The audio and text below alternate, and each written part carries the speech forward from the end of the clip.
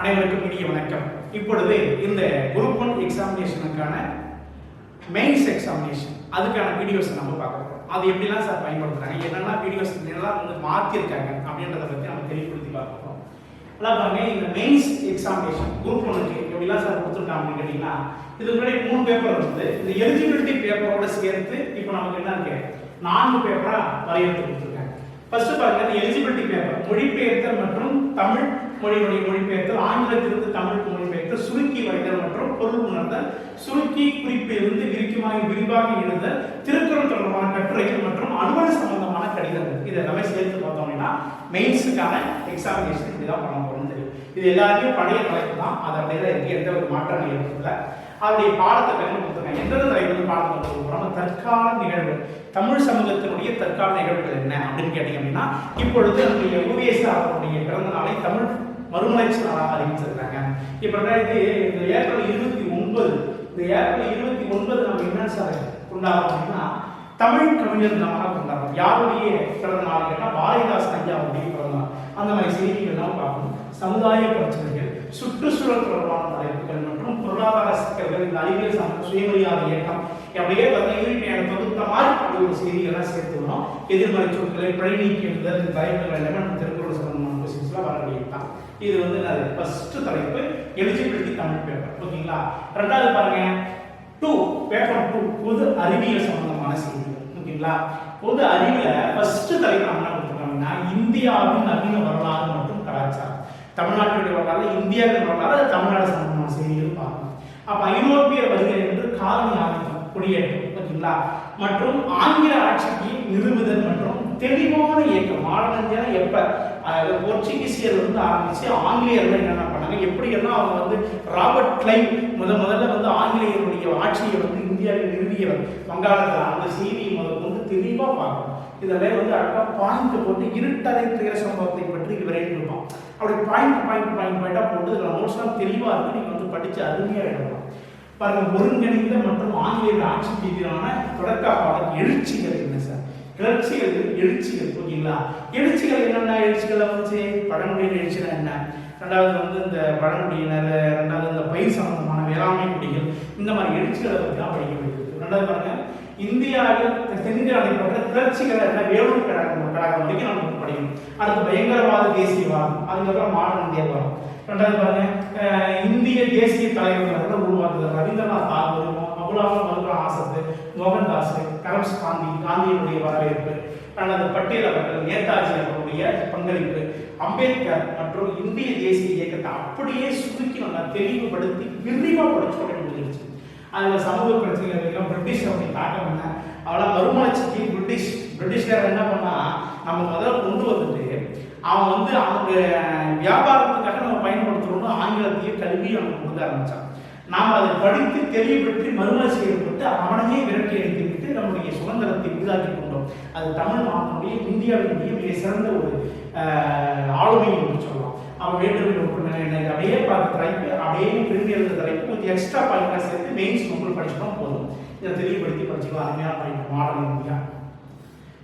அதுக்கப்புறம் இந்தியா மற்றும் தமிழ்நாட்டு சமூக பிரச்சனைகள். ஃபர்ஸ்ட் மக்கள் தொகை கட்டுப்பாடு தான் முதல் பிரச்சனை. ஓகேங்களா? கருவாக்கம்னா என்ன, இந்த மக்களுடைய திட்டங்கள்லாம் என்னென்ன இருக்கு, எப்படியெல்லாம் இதை வந்து கட்டுக்கு கொண்டு வந்தாங்க. எப்பொழுதுமே வந்து ஒரு விஷயத்தை கட்டுக்கு கொண்டு வருவது சாதாரண விஷயம் இருக்கு. எப்படியெல்லாம் கட்டுக்கு கொண்டு வந்தாங்க, இந்த செய்திகள்லாம் பார்க்கணும். கிராமப்புற பிரச்சனைகள் என்ன, சிறுவர்களுடைய குழந்தை தொழிலாளர்கள் ஒழிச்சாங்க, இந்த செய்திகளை குடும்ப வன்முறை, பெண்களுக்கு மீதான வன்முறைகள் என்ன, வளர்ச்சி கொடுமைகள் என்ன, இது அப்படி உமன் எம்ப்ளாய்மெண்ட் ஃபுல்லாக கொண்டு வந்தாங்க. இது எல்லாமே பக்காவான நோட்ஸ் இருக்கு. கரண்ட் அஃபேர்ஸோட நோட்ஸ் ரெடி பண்ணி உங்களுக்கு ரெடி பண்ணி கொடுத்து வெற்றியை வாங்கி ஸ்டூடெண்ட் வந்து ஈஸியாக செய்தியை கொடுத்துடலாம். ஓகேங்களா? அடுத்து பெண்களுக்கு எதிரான வன்முறைகள், நிறுவனங்கள் மற்றும் திட்டங்கள்லாம் என்ன, திட்டங்கள்லாம் கொடுத்துருக்காங்க. சமூகத்தின் மீதான வன்முறைகளின் தாக்கம் வந்து மத வன்முறைகள்லாம் என்ன, இது எல்லாமே நம்ம வந்து வாழ்க்கையில பார்த்தது திருப்பி அதை மெயின்ஸ் அனலைசிஸ் கொஸ்டின் தான் கேட்பாங்க. அதை மட்டும் பார்த்துக்கணும். ஓகேங்களா? இப்போ கொரோனா வந்த பிரச்சனை நம்ம அனலைஸ் பிரச்சனை இருக்கும். ஓகே, பெண்கள் மற்றும் வயதானவர்கள், இந்திய சுகாதாரம், பாதுகாப்பு திட்டங்கள், இது எல்லாமே தெளிவுபடுத்தி பாருங்க. தண்டனை சட்டங்கள்லாம் என்ன தமிழ்நாட்டில் இந்தியாவில் இருக்கு, அதெல்லாம் படித்து பார்க்கணும். ஓகேங்களா? ரெண்டாவது பேப்பர். மூணாவது எத்திக்ஸ், இதெல்லாம் புதுசாக கொடுத்தப்பட்ட பேப்பர். ரொம்ப ஈஸியாக தான் இருந்துச்சு. UPSC வந்து எழுதி வச்சுதான். அறவியல் மற்றும் மனித இன முகப்பு. என்னடா சார் அறவியல்? ரெண்டாவது வாய்ப்புகள், இந்தியாவின் மற்றும் தத்துவ பள்ளிகள், திருக்குறளுடைய நெறிகள், அறநெறிகள்லாம் என்ன? எத்திக்ஸ்னா என்ன சார்? என்ன அறத்தை சொல்வது? எத்திக்ஸ்னா அறம். இந்தியாவும் தமிழ்நாடும் என்ன அறத்தை சொல்வது? எந்த அறங்களை பயன்படுத்தினார்? எந்த அறத்தை கண்டுபிடித்தார், கடைபிடித்தார்கள்? இந்த செய்திகளை தொகுத்து பார்க்கணும். ஓகேங்களா? இது ஒரு தனி சாப்டராகவே ஒரு புதுசாக நோட்ஸாக ரெடி பண்ணி கைப்பற்றி கொடுத்துருக்காங்க. ஓகேங்களா?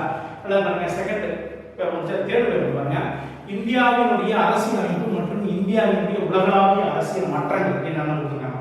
இந்தியாவினுடைய அரசியலமைப்பு ஃபர்ஸ்ட் பாருங்க, முகவரிலிருந்து பின்னணியிலிருந்து இந்தியா என்னெல்லாம் அரசியலமைப்பு பார்த்துச்சு, யாரெல்லாம் அதை இந்தியாவை கொண்டு வந்தாங்க, இந்தியாவுடைய அந்த அரசியலமைப்பு அம்பேத்கர் எழுதப்பட்ட அரசியலமைப்பு என்னென்ன மாற்றங்கள் இது வரைக்கும் என்ன வந்திருக்கு, மக்களவை, மாநிலங்களவை செயல்பாடுகள்லாம் என்ன, எப்படி சட்டத்தை பில்லு பாஸ் பண்ணுறாங்க, இது அப்படியே தான் பாலிட்டி ஃபுல்லாக நம்ம படித்து இது லாஸ்ட்டாக இடத்துல மனித உரிமைகள் மற்றும் உச்சி மாநாடு மற்றும் தொடர்பான பிரச்சனைகள்லாம் என்னென்ன கொடுக்கலாம்.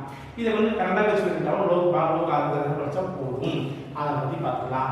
அதுக்கான இந்தியாவின் வளர்ச்சி அறிவியல் மற்றும் தொழில்நுட்பங்கள் செகண்ட் அது கொடுத்துருக்காங்க. அதாவது சயின்ஸ் அண்ட் டெக்னாலஜி அப்படின்னு ஒரு தலைப்பு சரிங்களா? இது தமிழ்லையும் ஆங்கிலத்தையும் இந்த தனி ஞானம், சயின்ஸ், டெக்னாலஜி இந்த மாதிரி பிரச்சனைகள் தான் இருக்கும். ஆர்டிஃபிஷியல் இன்டெலிஜென்ட் இதெல்லாம் புதுசாக சயின்ஸில் என்னெல்லாம் வரவேற்றிருக்காங்களோ அந்த தலைப்புகள் எல்லாமே பார்ப்போம். இந்த தலைப்புக்கு சரியாகும். சயின்ஸ் அப்படியே புத்தகத்தை செய்தி அவுட்டர் இருக்கக்கூடிய ஒரு சில செய்திகள் சேர்த்து படித்தா இந்த தலைப்புகள் உருவாங்க. ஓகேங்களா? தெளிவுபடுத்தி பார்க்கணும், தெளிவுபடுத்தி படிக்க வேண்டிய ஒரு தலைப்பு கூட. ரெண்டாவது தொழில்நுட்பத்தில் என்னென்னா இது வரைக்கும் நான் நடப்பு நிகழ்வுகளையும் நம்ம தெளிவுபடுத்தி படிப்போம். ஓகேங்களா? அடுத்து தமிழ் சமுதாயம் தெரியும். இவ்வளவு இந்த தலைப்பு முடிக்க என்ன பண்ணணும், ஆங்கிலத்தில் தமிழ் எழுதலாம். ஏன்னா தமிழ் நோட்ஸுக்கு ஆங்கிலத்தில் நோட்ஸு குறைவாக உள்ளது. அப்போ தமிழ் தோற்றம், வளர்ச்சி, உளச்சூடி, ஆமாம், தமிழ்நாட்டின் தொல்பொருள்கள் ஆராய்ச்சி அப்படியே இந்த யூனிட் 8 பார்த்துக்கிங்களா? அந்த தலைப்புகள் ஃபுல்லாக இங்கே இருக்குது. நாளை இசை நான் இந்த மாதிரி கூட குரூப் எக்ஸாமினேஷனில் பரதநாட்டியத்தை பற்றி வினாக்கள் கேட்டோம். அருமையான விஷயம் இதெல்லாம் ஏற்பட்டது. அவர் செப்பு திருமணிகளை பற்றி, சோழ காலத்துடைய வரலாற்றை பற்றி விளக்கமாக கேட்டிருந்தாங்க. இந்த கொஸ்டின் தான் இருக்குது. நம்ம தெளிவுபடுத்தி பார்க்குறது இது பக்காவான நோட்ஸ் கொடுத்துருவோம். அவர் குரூப் ஒன்று பார்த்தோன்னா அதனால் சொல்கிறோம்னா பக்காவான நோட்ஸை தெளிவுபடுத்தி நடத்தி தெளிவாக கொண்டு வந்து கொடுத்துருவோம். அந்த அளவுக்கு நம்ம ரெஃபர் பண்ணி கொடுத்துருவோம். ஓகேங்களா? ரெண்டாவது பாருங்க, பேப்பர் என்ன சொல்வது, பொது அறிவில் பேப்பர் 4வது தலைப்பு. அது பட்டப்படிப்பு 250 மாதம் தெரியும் உங்களுக்கு. இந்தியாவினுடைய ஜாதகம், பிரபஞ்சம்னா என்ன, சூரியன், குடும்பம்னா என்ன, வளிமண்டலம்னா என்ன, எப்படி எல்லாம் இருக்கு, நம்ம இந்தியா பூமி உருவாச்சு, பூமியிலிருந்து இந்தியா உருவாச்சு, அந்த மாதிரி செய்திகள்லாம் பாருங்க. பேரழிவு, நிலத்தோற்றங்கள் இது எல்லாமே நம்ம பிரிமில் படிச்சது. கொஞ்சம் மாடுலேஷனாக பண்ணி நம்ம மெயின்ஸ் நோக்கில் ரிட்டர்ன் எக்ஸாம் ட்ரைனிங் எடுத்துட்டாலே போதும். இது நம்ம கைவசம் ஆகிவிடும். ஓகேங்களா? ரெண்டாவது பாருங்க, இந்த சுற்றுச்சூழலுக்கான உயிரின பன்மை மற்றும் பேரிடர் மேலாண்மை கொடுத்துருக்காங்க. அருமையான ஒரு பாயிண்ட். இந்த சுற்றுச்சூழல் பாருங்க, இந்த என்விரான்மெண்ட்ல எப்படியெல்லாம் இந்த இந்தியா உயிர் பன்மை நிலையை மாசுபடுத்துகிறது, நீர் மண் மாசு, இப்படியே மாசுபடுத்திட்டே போனால் பிற்காலத்தில் என்ன பிரச்சனைகள்லாம் ஏற்படும். அப்படி இந்த சுற்றுச்சூழலை பாதுகாப்பை பற்றி ஒவ்வொரு ஆஸ்பிரண்ட்டும் மற்றும் ஒவ்வொரு மனிதனும் தெரிந்து கொள்ள வேண்டிய விஷயங்கள் நிறைய இருக்குது. காலம் என்ன மாற்றங்கள் ஏற்படுது, இப்போ புயல்கள் அடிக்கடி வருவதற்கான காரணங்கள் என்ன, மழைக்கான மாற்றங்களுடைய காரணங்கள், இது எல்லாமே படிக்க வேண்டிய காரணம் தான் இந்த டாபிக்கே. மேலாண்மை மற்றும் இந்தியா மற்றும் உலகளாவிய பருவநிலைகளுடைய குறிப்பு மற்றும் எல்லாமே பற்றி சொல்லக்கூடியதான். இது ஒரு சில நிறுவனங்கள்லாம் இருக்குது. அந்த நிறுவனங்கள் இப்போ நம்ம கூட்டுற வெளியிடுது, ஏன்னா டேட்டா சொல்லிடுறாங்க. இந்தியா மாசுபடுதல் எத்தனை நாட்டில் இருக்குது, அந்த மாதிரி செய்திகள்லாம் சேர்த்து பார்த்தா தலைப்புகள் ஓவராகிடும். அப்போ எப்படியெல்லாம் வரும் பாருங்க இந்த தலைப்புகள். அப்போ பேரிடர்னா என்ன, மேலாண்மை என்ன, தேசிய பேரிடர் அப்படிங்கிறப்போ உருவாக்கப்பட்டது, அதோட செயல்பாடுகள் என்ன, அதில் கரெக்டாக பேசு. லாஸ்ட் நடந்த புயல் என்னெல்லாம் பார்த்தீங்கன்னா நிவாரணம் கொடுத்தாங்க, அந்த செய்திகள்லாம் படித்தாலே போதும். அடுத்து பாருங்க, இந்திய பொருளாதாரத்தின் தற்பொழுதைய பொருளாதார போக்குகள் மற்றும் இந்தியாவின் உலகளாவிய பொருளாதார தாக்கம். தற்பொழுது என்ன இந்தியாவின் பொருளாதார போக்குகள், கடன் சொன்னீங்கன்னா என்ன, இந்திய பொருளாதாரத்தின் அம்சம் வருவாய், மூலதனம், உருவாக்கம். அப்படியே நம்ம இந்தியாவிலிருந்து இந்திய ரிசர்வ் வங்கி இந்தியாவில் என்னென்னலாம் பிரச்சனை இருக்குது, இந்தியாவில் பொருளாதாரத்துக்கு என்னென்னலாம் பண்ணிட்டு இருக்கோம் அப்படின்ற செய்தி வரிகள் பற்றி ஃபுல்லாத்தையும் பார்த்தோம் அப்படின்னா இந்த தலைப்பு உருவாவார். அதன் பிறகு பாருங்க, இந்த தமிழ்நாட்டினுடைய பொருளாதார சிக்கல்களை பற்றி கொடுத்துருக்காங்க. இந்த தமிழ்நாட்டுடைய பொருளாதார சிக்கல்கள் வளர்ச்சியில் என்னென்ன மாற்றம் ஏற்படுத்துது, பொருளாதாரத்துக்கு என்னென்னலாம் நம்ம முனைப்பு கொடுத்துருக்கோம், என்னென்னலாம் விதிகளை கொண்டு வந்திருக்கோம், என்னென்னலாம் நம்ம பொருளாதார வளர்ச்சிக்கு இந்தியாவில் எத்தனை இடம் இருக்குது, 16 இந்த தலைப்புகளை ஃபுல்லாக நம்ம பார்க்க வேண்டியதாக இருக்கும். ஓகேங்களா? அண்மை திட்டங்கள் நடப்பு நிகழ்வு வரைக்கும் பொருளாதார சம்பந்தமாகவும் பொருளாதார பிரச்சனைகள் சம்பந்தமாகவும் தேர்வுகளை நம்ம பார்க்க வேண்டியதாக இருக்கும். இது எல்லாமே சேர்ந்தது தான் மெயின்ஸ். இந்த 3-4 பேப்பர் மெயின்ஸ் தெளிவுபடுத்தி நாம் நோட்ஸ்லாம் பக்காவாக உங்களுக்கு தெளிவுபடுத்தி நடத்தி உங்களுக்கு வரக்கூடிய 2025ஆம் ஆண்டு வெற்றி ஆண்டாக நடைபெறும் என்பதை தெரிவித்துக் கொள்கிறேன். நல்லா பாருங்க, பிரிலிமினரி மட்டும் சேர்ந்து ஒரு பேட்ச் போயிட்டு இருக்கு, பிரிலிமினரி டு மெயின்ஸ் சேர்த்து ஒரு பேட்ச் ரெடி பண்ணி போயிட்டு இருக்கு. அதனால அகாடமியை வந்து குறைந்த விலையில் அகாடமியை தேடி வந்து நீங்க வந்து வாழ்க்கையை வெற்றி பெற வேண்டும் எல்லாம் வல்ல இறைவனை வேண்டுகிறேன்.